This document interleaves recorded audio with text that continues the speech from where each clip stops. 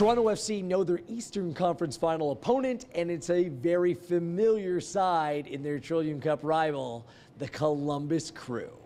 Gareth Wheeler with you, and this is a special playoff edition of TFC HQ presented by Kia. It just had to be. Last year in the Eastern Conference Final, it was Toronto FC's most staunch rival in the Montreal Impact. This time, a longtime rival in the Columbus Crew. The Trillium Cup, for all that it is and is not, it brings these two clubs closer together.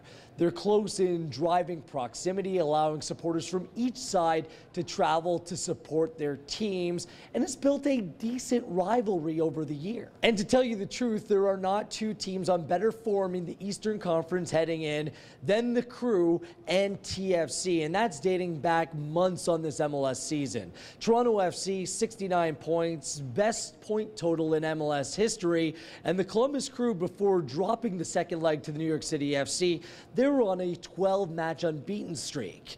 Head coach Greg Vanney impressed by what he sees on a regular basis from his Eastern Conference final opponent. A different matchup because they'll play soccer and they'll try to break you down, and they'll try to play with the ball and very tactical, I think, in their approach. And you know, I always have a great deal of respect for what Berhalter tries to do with his team, and he's going to try to, a lot of it is he's going to try to beat you with the way they play with the ball, and then he'll try to organize their group defensively. But so I think it's an interesting matchup. Toronto FC played the Crew 3 times in 2017, but haven't played Columbus since all the way back on May 26th.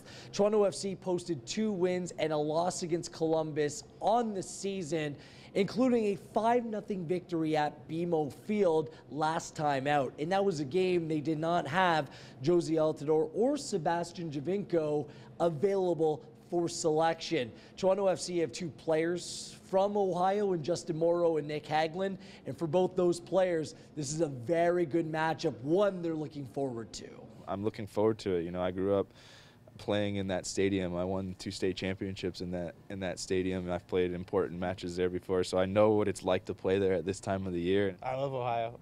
It'll be fun. My family and friends will be up in the stands, so you know, it's always enjoyable to go to a place that's familiar. Columbus will be a place with good memories for Toss St. Ricketts as well. Back on May 10th, it was his 2 late goals that propelled Toronto FC to a very memorable 2-1 victory in Columbus. So this is a good matchup no matter who may be available for selection. You got to remember, Toronto FC's depth all season long has been so key for the team, not only scoring the 5 goals against Columbus in Toronto on May 26th in the 5-0 victory, but TFC scored 4 in a 4-0 victory over the Los Angeles Galaxy without Giovinco or Altidore available for that away match as well. So it's a scintillating, mouth-watering tie that's ahead for Toronto FC, and plenty of preparation time.